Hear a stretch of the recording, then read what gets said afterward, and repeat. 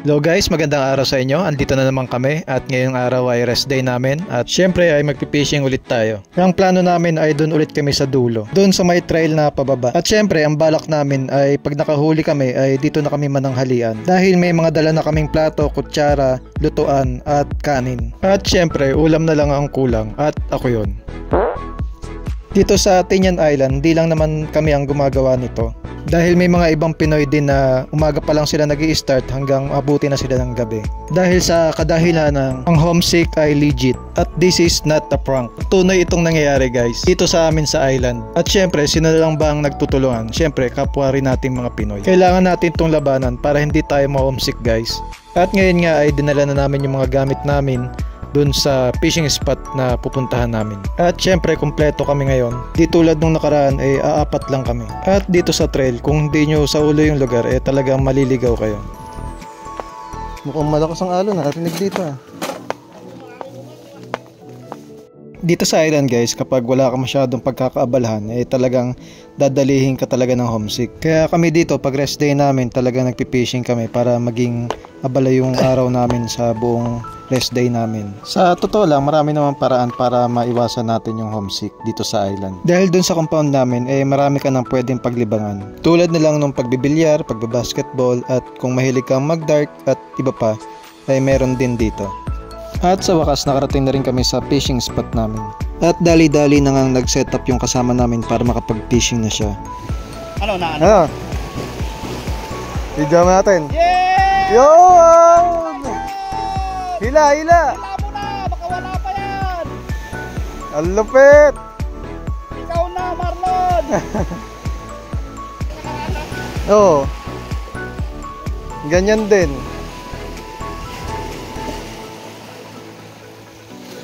At ngayon nga ay nakapag-setup na tayo at tayo ay mag-fishing na ulit at gamit natin ay popper. Buti nga ngayong araw ay medyo high tide ang lugar. May iwasang sumabit ang ating lure. Pag gantong hindi pa gaanong bulabog yung lugar, mas mainam pa talaga na mag-lure ka muna para makahuli tayo ng malaking isda na nanginginain dito sa tabing dagat.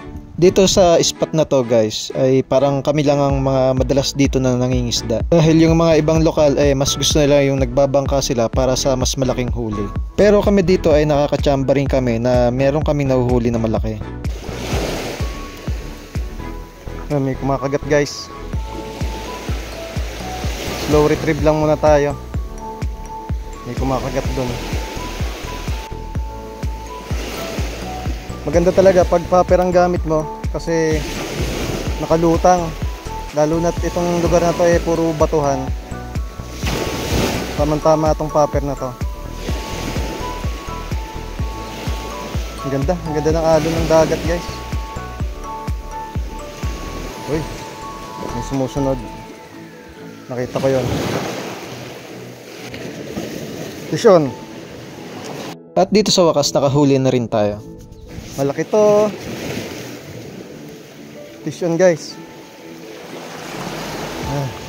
Hindi lumalaban Yun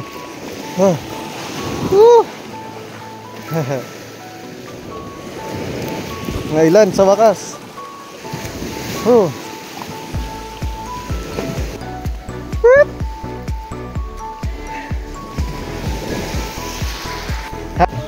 Kaya nga snapper, parang long nose snapper.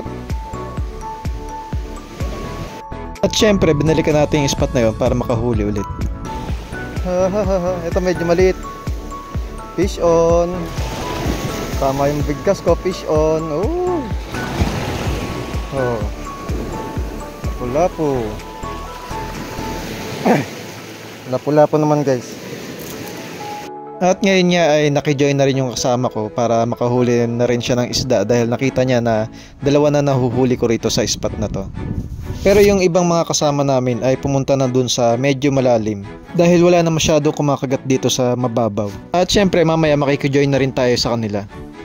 At ngayon nga ay nagpahinga muna ako dahil mag-alas 10 na ng tanghali. At yung ibang mga kasama namin ay marami na ring huli. At kung mapapansin nyo, andun sila sa part na malalim para makahuli sila ng maraming isda.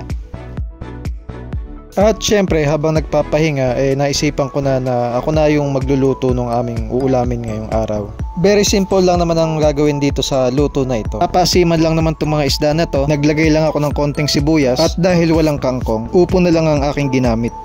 At para pagdating ng mga kasama ko, kakain na kami. At ngayon, handa na itong imekos-mekos sa kaserola dahil kumukulo na yung tubig. At 2 many years later, luto na ang aming ulam na sinigang na lapu-lapu.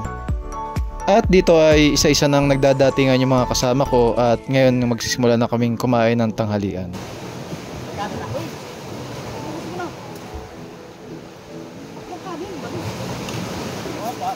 Parang may tabayan ah. Ano? Parang masarap yung tama. Kira mo kanina. Tama. Hiwa.